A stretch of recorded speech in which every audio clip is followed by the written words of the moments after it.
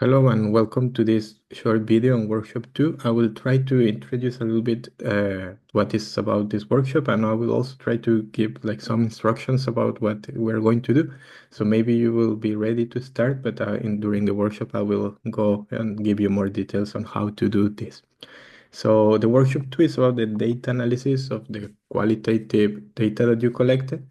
So I will start with some important things that we need to have before we start. So first of all, you need to have the transcripts of your interviews because we are going to work with the transcripts, with the text, not with the audio. That's super important that you have the transcripts. If you did the interviews in Swedish, I think it's good that you translate the text in English. I think it's better to analyze in English, but you can always ask me if you have a question with the language. Second, while you do this analysis and also even before when you prepare, keep in mind and remember, maybe go back to the literature review and double check that you remember which are the important concepts that you learned from the literature review.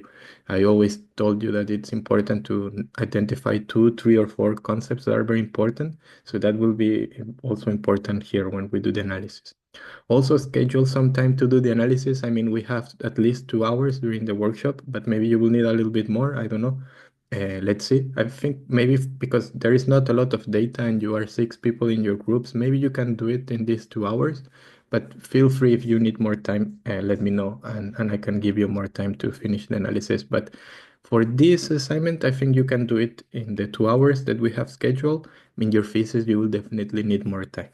And second, also make sure that the whole group is involved in this because it's so important to have different views and different angles, and the interpretation and the analysis and the dialogue is it needs to be rich. So if only one person is doing all of this, it's going to be very boring. So make sure that everyone is present.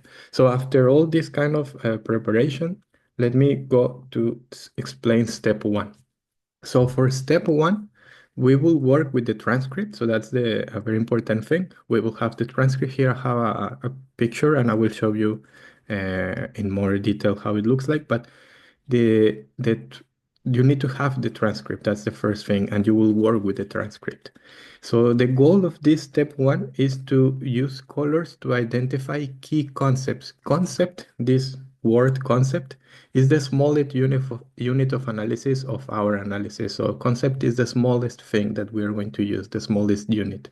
So we need to identify key concepts that are relevant to the research question. Which research question? Probably the one on how and why.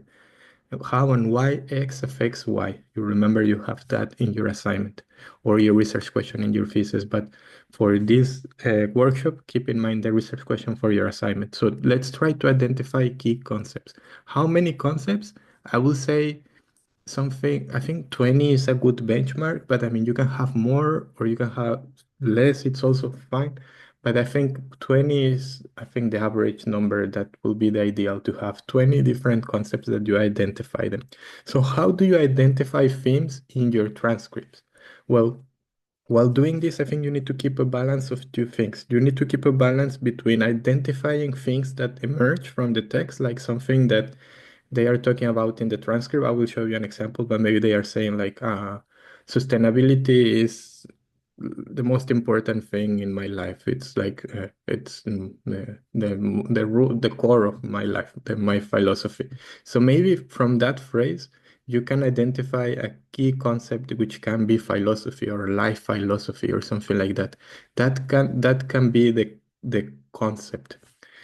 And I say keep a balance between what you find from the transcript, but also remember what is also important from theory, because maybe the theory can give you some signs of where and what to seek. For example, maybe you learn in your literature review about sustainable consumer behavior that challenges or financial constraints are important.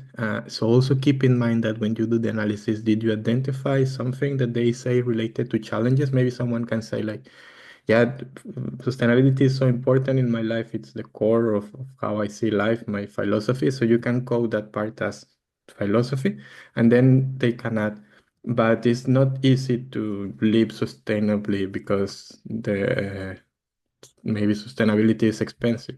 So then you kind of find another concept, the concept of the expensiveness or the concept of the financial aspects of or challenges. So you know what I mean? Try to keep this balance between identifying something new, but also identify things that are also kind of coming from the literature review. Then you can see in the picture that I use colors to identify the concepts because I think with colors it makes it easier to our mind to understand what is going on.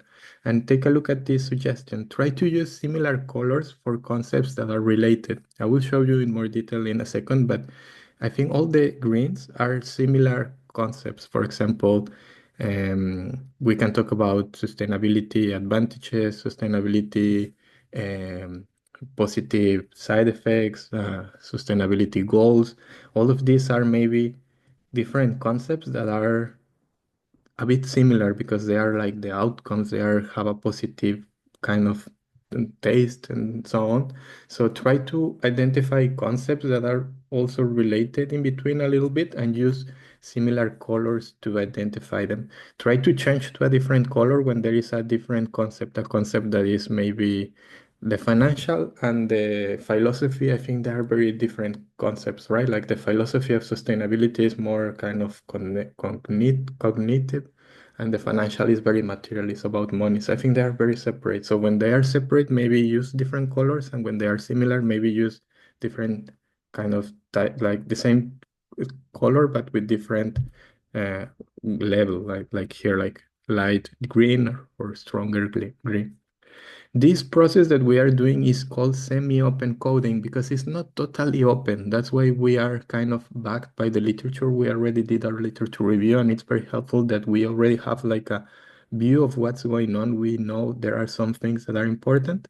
That's why it's semi-open because it's not totally open. It's not like you are kind of totally new on this and then you want to find as many concepts as possible because otherwise it could be, at least for this assignment, otherwise it will be so difficult to, if you are totally open, like if you code for everything, it's going to be so many concepts that you will end up with 100 or something. And for this assignment, you don't have that much time. So it's better to have this semi-open coding.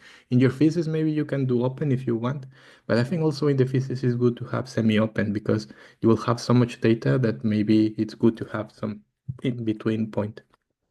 And something important is that even though I say that it's good to be informed and motivated and kind of inspired by the literature, the concepts that you will find, ideally or more or less all the time, they will come from the transcript. Not try not to kind of first prepare a list of things and then try to find them. Don't do it like that. Read the transcript, but while you are reading, try to identify the concept and try to name it connected with the literature. It's a bit tricky, but it's not like you want to kind of find with a list if the concept appears or not. Try not to do it like that. So let me show you now with the transcripts. You will find these files in Canvas. This is the transcript in Word, and this is the Excel that I prepared because I want to show you how I did, for example, this example of the transcript. So this is a transcript before it didn't have colors, but what I did was that I started reading. So this is, I think that this interview is from a financial analyst who is using AI in his work. So I want to understand what, I mean, the research question is how AI is used as in a financial analyst work. And I think from the literature review, it emerged that there was a financial analysis aspect, there was advantages and disadvantages, or challenges and benefits. So I think from the literature review, we identified three big kind of ingredients: financial analysis, benefits, and challenges. And with that in mind, I started doing the analysis. So look, here it says, in the transcript, it says, so I ask how it's a normal day. Can you explain how you use AI where you work as a financial analyst? Blah, blah, blah. So the person answered. So a typical day for me usually kicks off around 7:30 in the morning. And honestly, the first thing I do is check the AI generated morning digest that we have set up. So I think I coded this, or I used the color and I name it summary. I think at the beginning I was like, what is this? It looks like a summary. So it's like an analysis, but very basic. And then in the second sentence, it's a sort of custom dashboard that pulls in data from market news, social media, blah, blah, blah. I, I I also coded the second one and I identify a different concept. It's very similar, that's why I kept it green, but I identify it as presenting data. It's different. And then I identify another one. And what's great is it also highlights sentiment shifts and anomalies. Like if there's some spike in volume for a stock that hasn't been in the news for weeks, then I also created a new theme or new concept, sorry, that is called smart presentation. So that's how I think you can start coding. Like try to, you can do it in two ways. You can go sentence by sentence or pieces of the transcript by piece of the transcript. You could also maybe, it depends on how much data you have and how you do the analysis, because maybe you could do more than one sentence. I mean, here in this assignment, we are so many people in the groups and we don't have a lot of data. It's probably 1 hour. So maybe you can go slowly, like maybe almost sentence by sentence, but you could also maybe code the whole paragraph. I think in this whole paragraph, they are talking about summarizing data. So you can do it like that, like a little bit bigger picture, or you can go smaller picture like I did in here. Here is this a very short transcript, it's like 20 minutes. So that's why I went into so much detail, but you can do it like that. So then I think at the end of that paragraph, I identify a kind of different concept that is not about presenting or summarizing. It's a little bit more complex. And here it says, that alone saves me at least an hour every day. I used to manually scroll through about 6 or 7 different sources. It was a lot. So I included a new topic about efficiency, a new concept about time efficiency, which is blue. And I keep doing this over the different parts of the transcript. You can see in the document. And sometimes I also added some notes. This is also important, especially if you're working in groups. I say like, maybe this is not only analysis, but also a summary, because I'm not sure if this is green or pink. I mean, that we need to kind of uh, maybe have a conversation, especially if you are doing it with more people. So you basically have to do it like this in the whole transcript. You don't have to transcribe everything. For example, I think this is a very good thing. COVID came out in the conversation, but COVID wasn't really that relevant in the whole interview. If I take a look at everything, and it's also not part of my literature review. So I think COVID, because I could code COVID, I could say the concept of COVID, but I think it was not that important. So in the end, I didn't code for COVID. On purpose, I didn't code it. So you can also do that. You don't have to code everything. You can also don't code for a few things. If you take a look, I didn't transcribe the beginning of the interview because I think we didn't talk about important things. Yeah, I think it's also important to use some kind of notes. And then the step two, sorry, I mentioned to say something important. I think it's here in the Excel, because I have the transcript with the colors, and then on a, I mean, you can do it in another Word, or I like to use Excel, so I have an Excel file where I use the colors to kind of, it's like a coding thing. Like this color means summary, this other color means presenting data, this other color means smart presentation. Because these 21 concepts that I identify, these 21 are the concepts that I mentioned here in the presentation. In step one, you need to identify concepts. So in this exercise, I identified 21. I mentioned 20 is a good number, so it's try to reach that number. You can do more or less, something like that, but that's how it works. So once that you have your 21 concepts, this can be also iterative. Maybe you can come back, maybe you can discuss with your friends, maybe you ended up with 40 and you want to reduce. I think it's a good idea to reduce from 40 is too much, or if you ended up with 5, maybe you need to have more than 5. So I mean, to do iterations, trial and error, all of these things. And after you have your number, your list, as I have in here with my Excel, then let's go to step two. Step two is after you have finished with the concepts, uh, try to cluster them. if you can see, I will also show you in more detail in the PowerPoint, but here it's a picture of something that is called a data structure. In the data structure, I start with the concepts. So I basically just translate from here, from the Excel to PowerPoint. So everything. But when I move them, in PowerPoint, they are a little bit clustered. For example, you can see that summary, and I also change a little bit the name. I call it simple summary because I also improve a little bit. This is what I have in here. Maybe you can merge some concepts. Maybe you can remove. Maybe you can improve when you move from Excel to PowerPoint. Uh, so basically, it's just transferring this to PowerPoint. I did it like that, summary and presenting data. But when I was doing that, I also clustered them. Simple summary and presenting data, I think they are a bit similar. And smart presentations and practices around AI, I think this is a more complex level than just a summary. Time efficiency kind of couples with resource efficiency, is about efficiency, but facilitator and technological progress, there are concepts that are maybe similar but different from efficiency. So try to do that when you move to the PowerPoint. This is these revised concepts. And after you do that, try to name the clusters that you created. So you can see in here the concepts, when they are clustered, they are called themes. So for example, simple summary presenting data, these are themes. So all together, when they are together, they are simple tasks. Then in the next one, smart presentation and practice around AI, they are complex tasks. So I have simple task and complex task. I also have efficiency, I have technology progress, blah, blah, blah, blah. All of these themes, I made them up. Probably I was also a bit inspired by the literature because I read about this topic. I know how they are called and all of these things. So I think some things, for example, efficiency, internal assurance, external compliance, these names that I use, these themes, are also somehow connected with the literature. That's why I've always said that it's important to have the literature on the back of your head.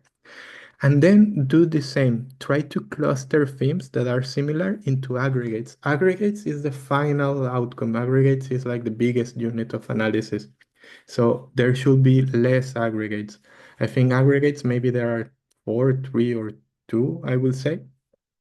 And if you take a look at this, and if you remember what I mentioned a few minutes ago, I say that in the literature review, we wanted to have, we identified that in this topic, in this research question, it was important, the benefits, the challenges, and the financial aspect of AI as a financial analyst. So at the end, in the aggregates, I ended up close from there. AI analysis benefits. So you can say it's kind of an overlap between previous literature and what I have learned from doing the interview. So AI analysis benefits is connected to the benefits of AI. AI analysis challenges connected to those challenges. The financial aspect is also in here, but I found something new that I didn't know before. I didn't know this in the literature review, the control aspect. I found concepts that are connected to these themes, the internal assurance, the external compliance, and altogether they create control, something that I didn't know before or the literature didn't know. So that is what I always said on the qualitative research. Try to kind of overlap what you are learning from your data and the previous knowledge that you have from the literature, and also be open to identify something new. This idea of control, maybe I didn't find it in the literature review, maybe it's not there, but I found it in the data. So also you can bring something new. I also think this is a good balance because maybe, I mean, there is no right or wrong. Maybe you can have just one aggregate that is very connected to the literature and four aggregates that are completely new. It's still okay, but you just need to be able to defend that claim. Or the opposite, maybe you can have too many themes that are connected to previous research and not that many new. It's okay, but you need to be able to defend what you are doing. And this process of clustering the concepts and the themes into themes and aggregates is called actual coding, as in here. And everything that we have been doing, step one, step two, is called thematic analysis. This is how we analyze qualitative data. So let me show you in the other presentation how it looks like. So it's just the picture that I had in there, but in that you can see it clear. So just basically transfer everything that you did in your Excel, all the concepts, put them here and cluster them together. Reflect if you need to put two together or if you need to remove something, because it doesn't make sense, like the COVID thing. And then try to cluster them and name the clusters. And then also kind of group the themes into aggregates. And again, do not try to copy the same structure. You can maybe have three concepts and one theme, or four, like here, I think it's three concepts, one theme. You can have four themes and one aggregate, or three aggregates. There is no like a formula for how many do you need. I mean, I only think that it's not a good idea to have one concept, one theme, and one aggregate. That doesn't make sense. Like an aggregate has to have at least two themes, and one theme has to have at least two concepts. So not try to not do a line. And finally, just to finalize the suggestions, when you finish the analysis, if you need to redo step one again, like maybe when you finish this, maybe you are like, oh, we need more concepts for one theme. Okay, go back and see if you can do it again. You can go back to step one and try to identify concepts that may, if you need. It's okay to redo step one, step two. And after you are done, maybe you can start writing the qualitative findings of your thesis or your assignment. I will also discuss this in the video that I usually prepare chapter by chapter, but keep in mind these suggestions. Try to discuss each aggregate in individual subsections. So maybe in the findings, you can discuss AI benefits first in one or two or three paragraphs, explain how simple tasks, complex tasks are part of AI benefits, the efficiency aspect, the technological progress aspect, discuss them. Start with that, maybe one section on AI benefits, another section on financial analysis, another sections, maybe four short sections of two paragraphs, something like that. That's how you can structure your chapter. Then once that you discuss each of your aggregates, try to discuss the interconnections, because it's maybe the data structure is helpful to show the reader how the concepts are transformed into themes and aggregates. But the problem with the data structure is that it doesn't show the connection. So I think you need a section where you explain how the benefits connect with the financial analysis or control. I think in the transcript you will see that I mentioned something I think it's here. It seems that human factor and compliance are closely together. So if I go back in here, compliance and human factor, it seems they are kind of connected. So maybe something that I can discuss in that final section of my findings is that external compliance and human challenges are very connected. Maybe they share the same root, or maybe they share the same objective. And maybe the challenges and the control aspect are important, or the challenges and the external control or compliance are important. They connect between each other. So I guess there should be one section where you try to elaborate more on the complexity of all of this. Uh, when you write about when you write this findings aspect, include quotes. I think when you watch the video and when you watch the previous example of a report, I think you will see how we use the quotes to support the arguments.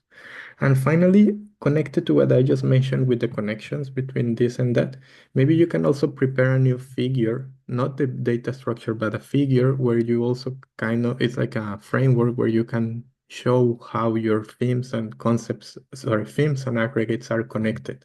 You can also do it visually. It's a suggestion that it's in here. And remember, finally, just remember to pay attention to ethical aspects. Like if you are anonymizing who are you talking with, then when you write, state like interview one, mention this, and try to be gender neutral. So then you don't give hints of who could be the person, or you don't bias if it's connected to ethical aspects. So I guess that's more or less what you have to do. One final thing, but I think it's in the instructions for the submission of this workshop, you only need to include two things: your coded transcript, like this one. You don't have to upload the Excel, because in the end it's also on the PowerPoint. So upload your transcripts. If you have one or two, you can include one or two words, it's okay.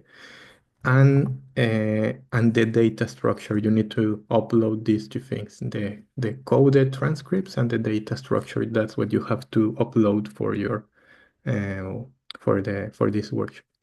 So that's it for I guess those are the instructions. Maybe final thing, I was forgetting about it because since we have 2 hours, we are 6 people, and you have two transcripts, 1 hour in total, I guess. Maybe what you can do is maybe divide one group though is doing one transcript and another group is doing the other transcript, and then try to do it in a shared file. So maybe when you can see what other people are doing, or maybe, I mean, maybe the six of you can start coding. There will be a lot of debate. Like some people will say, like, no, I don't think that's that topic. Another person will say, no, I don't think this topic. So if you spend a lot of time on this, maybe you won't finish. So maybe just for this exercise, try to, I mean, like if there write notes or something, but try to move forward so that we can finish this exercise. I think that's my suggestion. I mean, maybe during the workshop we can discuss, I can give you more ideas and advice on how to do it. But that's basically it. So yeah, good luck with the analysis.